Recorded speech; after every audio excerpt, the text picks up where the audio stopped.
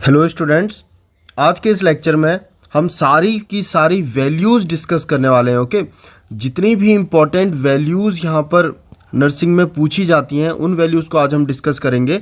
और उसके बाद हम देखेंगे सारे जो प्रेशर्स आपसे पूछे जाते हैं, सारी वैल्यूज़ पूछी जाती हैं, वो सारे के सारे आज इस लेक्चर में हम डिस्कस करेंगे। तो सबसे फर्स्ट जो आता है वो आता है सोडियम का लेवल। काफ़ी बार पूछा गया है। तो सोडियम का लेवल बॉडी में कितना होता है? 1.135 to 145, sorry 135 to 145। Okay, so sodium का लेवल 135 से 145 मिली equivalent per litre. Second, potassium. Sodium और पोटेशियम अपने आप में बहुत ज़्यादा इंपॉर्टेंट है, कई बार पूछे जाते हैं। पोटेशियम का normal value 3.5 to 5.3 milli equivalent per litre. याद रखिएगा, कई बार वो क्वेश्चन ऐसे पूछ लेता है कि एक पेशेंट है, उस पेशेंट को उसके पेशेंट की आपकी पोटेशियम की वैल्यू दे देगा और फिर आपसे पूछेगा कि ईसीजी में क्या चेंज आएगा। तो आपको ये पता करने के लिए कि पोटेशियम ज़्यादा है या कम है, उसकी नॉर्मल वैल्यू पता होनी चाहिए। कई बार ही आपसे हाइपरकैलेमिया के बारे में क्वेश्चन पूछ लेता है। कई बार ही आपसे जो क्वेश्चन पूछता है वो ये पूछता है कि हाइपरकैलेमिया के लिए आप कौन सा मैनेजमेंट करोगे। ठीक है, तो पोटेशियम बहुत ज़्यादा इंपॉर्टेंट है, याद रखिएगा 3.5 to 5.3 milli equivalent per litre. Okay, next is calcium. Calcium होता है 8 से 11 mg पर DL। याद रखना, mg पर DL में है 8 से 11। क्लोराइड। क्लोराइड होता है 98 to 110 milli equivalent per litre. Chloride 98 to 110 milli equivalent per litre. Calcium क्या आप याद रख सकते हैं, ऐसे भी याद रखा जाता है, call 911। Okay, so 911 is an emergency number in like USA वगैरह में। तो आप कॉल 911 से भी याद कर सकते हैं कि 9 to 11 होता है या 8 to 11 होता है। Okay, next is SCO3। Bicarbonate कितने होते हैं? 22 to 27 milli equivalent per litre.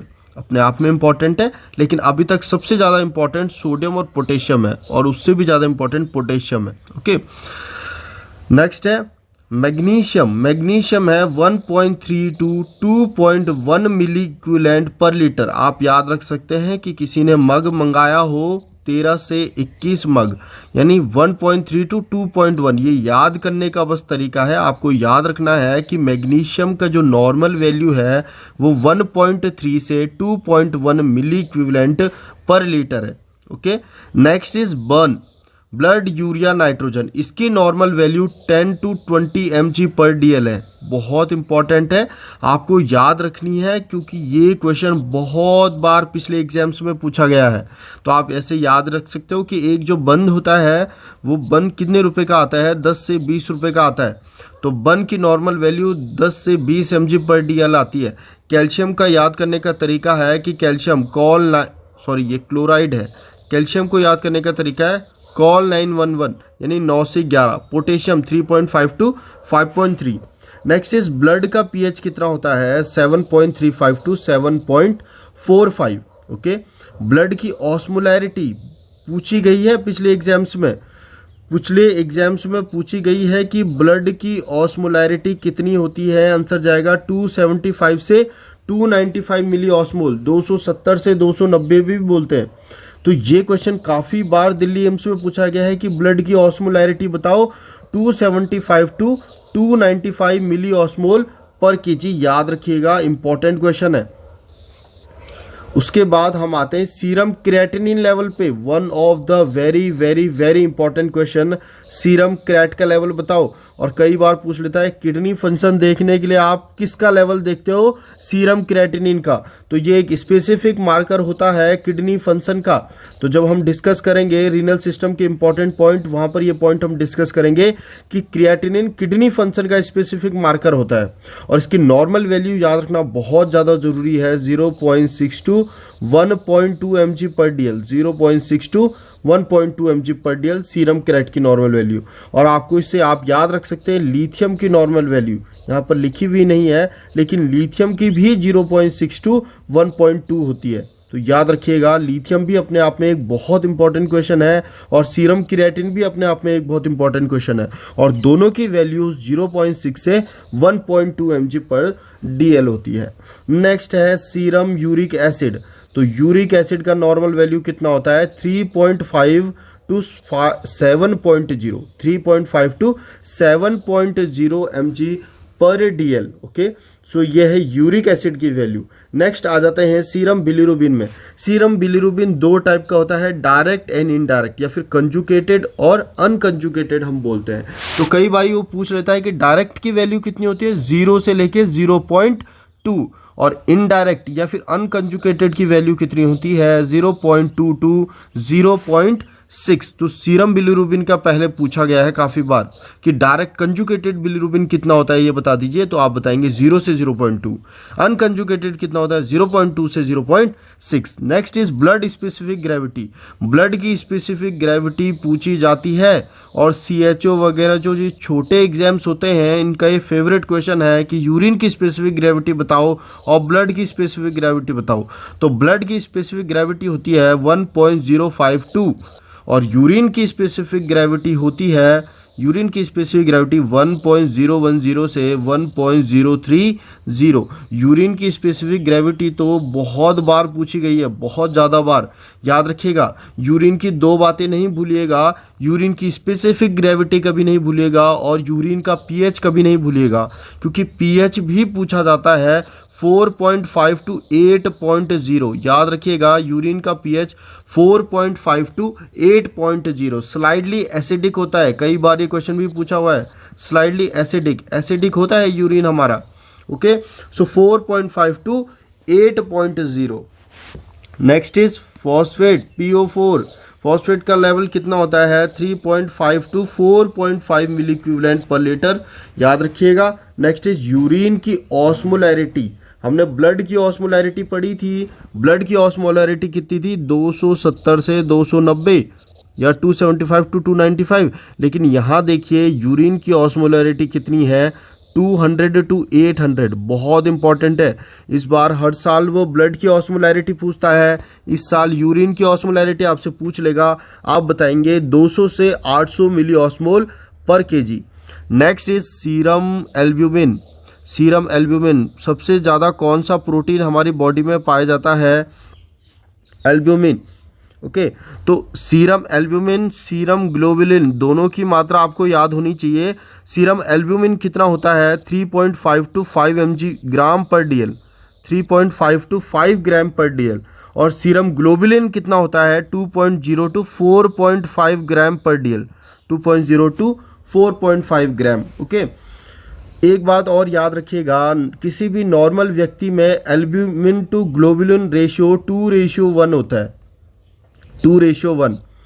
यानी ये 58% के समथिंग आपके बॉडी में ग्लोबुलिन होता है और 34% के समथिंग 58% के समथिंग एल्ब्यूमिन होता है और 34% के समथिंग ग्लोबुलिन होता है। तो इसका नॉर्मल वैल्यू जो रेशियो होता है, कई बार एग्जाम में पूछा गया है कि नॉर्मल रेशियो क्या होता है एल्ब्यूमिन का और ग्लोबुलिन का हमारी बॉडी में, तो आप बताएंगे 2:1। यानी कि एल्ब्यूमिन तो 2 गुना होता है ग्लोबुलिन के, तो 2:1 एल्ब्यूमिन और ग्लोबुलिन का रेशियो है। पिछली एग्जाम्स में पूछा गया है ये, ठीक है। और ग्लोबुलिन का और एल्ब्यूमिन का पर्टिकुलर वैल्यूज़ भी आप याद रखिएगा। Next is blood sugar.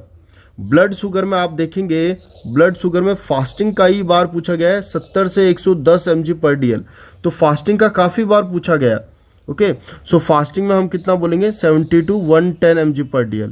और पोस्ट प्रेंडल कितना होना चाहिए 110 टू 140 mg पर DL। दोनों याद रखना, हर छोटे छोटे एग्जाम्स में ये क्वेश्चन पूछ लेगा कि फास्टिंग ब्लड ग्लूकोज कितना होता है 70 टू 110 और पोस्ट प्रेंडल कितना होता है 110 टू 140 mg पर DL। Okay, next is very very very important question HbA1c। बहुत बार पूछा हुआ है। जब भी किसी व्यक्ति का HbA1c टेस्ट कराया जाता है, उसके कितने महीनों का हम शुगर चेक करते हैं, कितने महीने का हम चेक करते हैं, तो लास्ट 3 मंथ या फिर 90 डेज ऑप्शन में लिखा होगा। अगर किसी व्यक्ति का 3 महीने का शुगर, पिछले 3 महीने का शुगर हमें चेक करना है तो हम HbA1c टेस्ट करवाते हैं। और कई बार वो पूछता है कि HbA1c टेस्ट कितने महीनों का शुगर चेक करेगा, आंसर जाएगा 3 मंथ या फिर 90 डेज। और दूसरा क्वेश्चन पूछा जाता है जो कि कई बार एग्जाम्स में रिपीट हो चुका है कि HbA1c की नॉर्मल वैल्यू कितनी होती है, 4 to 6%। 4 to 6% होती है HbA1c की normal value. Okay, next is haemoglobin. Haemoglobin से जुड़े हुए क्वेश्चन देखिए, अडल्ट में कितना हीमोग्लोबिन होता है भाई, 13 से 18 ग्राम पर DL नॉर्मल होता है अडल्ट में, जबकि न्यूबॉर्न में 18 से 22 ग्राम पर DL होता है। दोनों बातें याद रखिएगा, अडल्ट में 13 to 18 और न्यूबॉर्न में 18 to 22 ग्राम पर DL, दोनों की दोनों बातें याद रखिएगा। Next is BP। Normal BP कितना होता है, 120 to 180 mm ऑफ Hg। ये सिस्टोलिक होता है और यह डायस्टोलिक होता है, लेकिन इतना ज़्यादा इम्पोर्टेंट नहीं कहेंगे जितना ज़्यादा इम्पोर्टेंट मीन आर्टीरियल प्रेशर है, बहुत ज़्यादा इम्पोर्टेंट है। मैप लास्ट नोट सेट में भी पूछा हुआ था कि मीन आर्टीरियल प्रेशर का फॉर्मूला बताएं, तो मीन आर्टीरियल प्रेशर का फॉर्मूला क्या है, 2 multiply by diastolic plus systolic divided by 3। ये फॉर्मूला होता है मीन आर्टीरियल प्रेशर का। कभी भी आपको पूछे किसी व्यक्ति का मीन आर्टीरियल प्रेशर निकालना है तो आप इस फॉर्मूले को रखिएगा, 2 multiply by diastolic plus systolic divided by 3। अब देखिए ऊपर सिस्टोलिक कितना था 120, डायस्टोलिक कितना था 80, तो मैंने इस फॉर्मूले में रख दिया 2 मल्टीप्लाई बाई डायस्टोलिक कितना है 80 प्लस सिस्टोलिक कितना है यहाँ पर ऊपर 120, तो 120 की वैल्यू यहाँ रख दी, 80 की वैल्यू यहाँ रख दी, डिवाइड कर दिया 3 से, तो आंसर आया 93.3 mm of Hg। 93.3 mm of Hg। तो आप याद रखेंगे कि मीन आर्टीरियल प्रेशर कितना होता है, 93.3 mm ऑफ Hg। कई बार वो बच्चे आपसे एग्जाम्स में बोल देता है कि एक व्यक्ति की जो BP आ रहा है वो 140/90 आ रहा है, इसका मैप निकालो, मीन आर्टीरियल प्रेशर निकालो। तो आप कैसे निकालोगे, 2 मल्टीप्लाई बाई डायस्टोलिक, डायस्टोलिक क्या है 90 प्लस सिस्टोलिक 140 डिवाइडेड बाई 3। जितना भी आंसर आएगा वो होगा उसका मीन आर्टीरियल प्रेशर। याद रखना, कई बार एग्जाम्स में पूछा जाता है। ओके, और लास्ट नोट सेट में भी पूछा गया है। नेक्स्ट आता है पल्स प्रेशर। अभी आप पल्स प्रेशर क्या होता है, पल्स प्रेशर होता है सिस्टोलिक BP से जब हम डायस्टोलिक BP को माइनस करते हैं तो उसका जो डिफरेंस है वह पल्स प्रेशर होता है। जैसे सिस्टोलिक 120 था, माइनस कर दो 80 mm ऑफ Hg। सिस्टोलिक था 120, डायस्टोलिक था 80, ये 120 में से 80 माइनस करेंगे, आंसर आएगा 40 mm ऑफ Hg। तो ये जो डिफरेंस है इसको कहते हैं पल्स प्रेशर। याद रखिएगा पल्स प्रेशर। कई बार वो पूछ लेगा आपको कि 140 उसका सिस्टोलिक है, 90 डायस्टोलिक है, पल्स प्रेशर बताओ, तो आप 140 माइनस 90 करोगे। ओके, सो ये है पल्स प्रेशर। और नॉर्मली पल्स प्रेशर कितना होता है 40 mm ऑफ Hg। याद रखना, क्वेश्चन पूछा हुआ है। Next is pulse deficit. Pulse deficit क्या होता है बच्चे, जब डिफरेंस आता है आपके एपिकल पल्स और रेडियल पल्स में, यानी जो डिफरेंस है आपके जो एपिकल पल्स है ना, और जो रेडियल पल्स है हाथ में, तो जो आपकी एपिकल पल्स है हार्ट में और जो रेडियल पल्स है इनके बीच में जो डिफरेंस है उसको हम कहते हैं पल्स डेफिशिएट।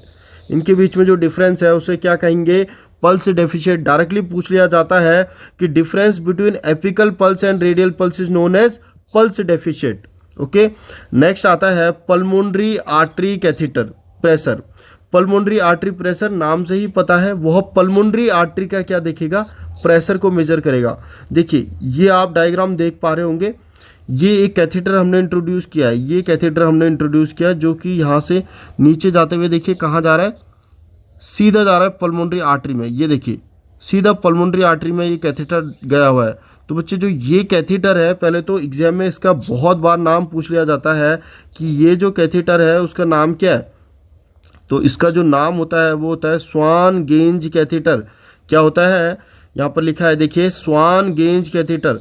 कई बार वो क्वेश्चन पूछता है कि पल्मोनरी आर्टरी का प्रेशर नापने के लिए जिस कैथीटर का यूज़ किया जाता है उसका नाम क्या होता है, स्वान गेंज कैथीटर। ओके, अब आप देखिए ये क्या करेगा, इस तरीके से इंट्रोड्यूस करके राइट वेंट्रिकल के थ्रू हम कहाँ जा रहे हैं, राइट वेंट्रिकल के थ्रू हम पल्मोनरी आर्टरी में जा रहे हैं और वहाँ का प्रेशर देख रहे हैं। ओके, सो ये देखिए स्वान गेज कैथीटर मैंने आपके लिए डायग्राम निकाला हुआ है। इसको या तो आप कहेंगे पल्मोनरी आर्टरी कैथीटर या आप इसको कहेंगे स्वान गेज कैथीटर। याद रखिएगा, इस तरीके से आपको इमेज दिखाई जाएगी दिल्ली एम्स में और पूछा जाएगा कि ये किसका डायग्राम है। आंसर देना स्वान गेज कैथीटर, जिससे पल्मोनरी आर्टरी प्रेशर नापा जाता है। और पल्मोनरी आर्टरी प्रेशर कितना होता है, तो पल्मोनरी आर्टरी प्रेशर हो गया 25/10 mm of Hg। 25 यानी जब सिस्टोल करेगा तो उस समय पे 25, जब डायस्टोल होगा तो उस समय पे 10 mm of Hg। तो कोई भी आपसे पूछे कि पल्मोनरी आर्टरी का प्रेशर कितना होता है तो आप बताएंगे 25/10 mm of Hg। Okay, systolic में 25, डायस्टोलिक में 10 mm of Hg। तो और दूसरा question Swan Ganz catheter use होता है। Okay, next is pulmonary artery pressure. देखिए mean pulmonary artery pressure, mean pulmonary artery pressure में हम क्या करेंगे, वही फॉर्मूला फिर से हम एवरेज निकाल रहे हैं। तो यहाँ पर देखिए पल्मोनरी आर्टरी प्रेशर कितना था 25/10, तो वही वाला फॉर्मूला हम पहले वाला लगा देंगे मीन आर्टेरियल प्रेशर वाला। तो 2 × डायस्टोलिक, डायस्टोलिक कितना था 10 प्लस सिस्टोलिक 25 डिवाइडेड बाई 3। तो यही मैंने किया है, 2 × 10 प्लस 25 डिवाइडेड बाई 3, आंसर आ जाएगा 15 mm of Hg। इसीलिए कभी भी वो आपसे पूछे कि mean pulmonary artery pressure MPAP, mean pulmonary artery pressure कितना होता है, आंसर जाएगा 15 mm of Hg। और किस फॉर्मूले से कैलकुलेट किया ये हमने आपको एक्सप्लेन कर दिया है, ठीक है। तो 15 mm of Hg होता है mean pulmonary artery pressure. Next है pulmonary wedge pressure. Pulmonary wedge pressure यानी कि जो कैपिलरीज हैं पल्मोनरीज की, जो एल्विलाई की चारों तरफ जो कैपिलरीज होती हैं बच्चे, उनका प्रेशर ये पूछ रहा है। पल्मोनरी वेज प्रेशर कितना होगा, 4 से 12 mm of Hg, 4 to 12 mm of Hg होता है पल्मोनरी वेज प्रेशर। याद रखिएगा, आज मैं इस स्लाइड में आपको सारे प्रेशर्स बता रहा हूँ। अगर आपने ये सारी वैल्यूज़ याद रख ली तो आपके 2 से 3 मार्क्स एग्जाम्स में पक्का है। नेक्स्ट है CVP, सेंट्रल वीनस प्रेशर, पूछा हुआ है कई बार। CVP तो हर साल पूछा जाता है कि CVP कितना होता है, तो उत्तर जाएगा 3 से 8 mm of Hg, 3 to 8 mm of Hg क्या होता है, central venous pressure. Next jugular vein pressure, बहुत इंपॉर्टेंट अपने आप में। जुगुलार वेनस प्रेशर कितना होता है, 6 to 8 centimetre of water, 6 to 8 centimetre of water. और कई बार आपसे पूछेगा कि 1 mm of Hg को अगर सेंटीमीटर ऑफ वाटर में कन्वर्ट करना है तो कैसे करोगे। 1 mm of Hg, ये क्वेश्चन पहले भी पूछा गया है। 1 mm of Hg कितने के बराबर होता है, 1.3 सेंटीमीटर H2O के बराबर। याद रखिएगा 1 mm of Hg कितने के इक्वल टू होता है, अगर उसे चेंज करना है सेंटीमीटर H2O में तो 1 mm of Hg कितना होता है, 1.3 सेंटीमीटर H2O के। तो कभी आपको mm of Hg में वैल्यू दी हो तो उसको मल्टीप्लाई कर लो 1.36 से। ओके, तो आपकी cm सेंटीमीटर H2O में वैल्यू निकल जाएगी। याद रखना, ये क्वेश्चन डायरेक्टली भी पूछा हुआ है कि 1 mm of Hg is equal to 1.36 centimetre H2O। Next है कुछ प्रेशर्स, जैसे कि IOP, इंट्रा ऑक्यूलर प्रेशर, कई बार पूछा गया है 10 to 21, intra ocular pressure 10 to 21। Next is intracranial pressure, intracranial pressure कितना होता है, 5 से 15 mm of Hg। Very very very important, कई बार एग्जाम्स में पूछा गया है। ICP नॉर्मल वैल्यू कितनी होती है, 5 से 15। IOP कितना होता है, 10 से 21। Portal vein pressure, portal vein pressure जो कि लीवर में जो पोर्टल वेन होती है उसका प्रेशर होता है। बहुत इंपॉर्टेंट है बच्चे, आप मानिए आज की जो स्लाइड है उसमें से आप कम से कम 5 से 10 क्वेश्चन हर एग्जाम्स में डायरेक्टली पूछे जाते हैं। पोर्टल वेन प्रेशर होता है 5 to 10 mm of Hg, याद रखिएगा 5 to 10 mm of Hg। और नेक्स्ट है hepatic wedge pressure, hepatic wedge pressure होता है 3 to 6 mm of Hg, 3 to 6 mm of Hg। तो आज की जो स्लाइड है बच्चे उसको अपने नोटबुक में सारी वैल्यूज़ लिखिएगा और उनको रोज़ सुबह उठने के बाद रिवाइज करिएगा। आप डेली अगर इन वैल्यूज़ को रिवाइज करते हैं तो तक आपको ये वैल्यूज़ पूरी तरीके से याद हो जाएंगी, क्योंकि एग्जामिनर आपको कंफ्यूज करने की बहुत कोशिश करेगा। तो आज की इस स्लाइड में हमने सारे प्रेशर, सारे वैल्यूज़, है ना, ये सारी चीज़ें देख ली है। Pulmonary wedge pressure, mean pulmonary artery pressure, Swan Ganz catheter, pulmonary artery pressure, pulse deficit, pulse pressure, mean arterial pressure, haemoglobin की वैल्यू, HbA1c की वैल्यू, एल्ब्यूमिन की वैल्यू, उनका रेशियो, यूरिन की ऑस्मोलैरिटी, ब्लड की ऑस्मोलैरिटी, ब्लड का specific gravity, urine का specific gravity, creatinine का level, बर्न का लेवल, पोटेशियम का लेवल, सोडियम का लेवल, ये सारी इंपॉर्टेंट चीज़ें आज हमने इस स्लाइड में देखी। प्लीज़ मुझे अपना रिव्यू कमेंट में देते रहिएगा, आपको क्लासेस कैसी लग रही हैं, और आपकी जो भी फीडबैक हैं, जो भी चीज़ें आपके डाउट्स हैं, वो प्लीज़ आप मुझसे कमेंट में पूछ सकते हैं। और मैं ऐसी नई नई वीडियोस इंपॉर्टेंट टॉपिक्स में आपके लिए लेके आता रहूँगा। मिलते हैं नेक्स्ट लेक्चर में नेक्स्ट वीडियो के साथ, तब तक के लिए थैंक यू।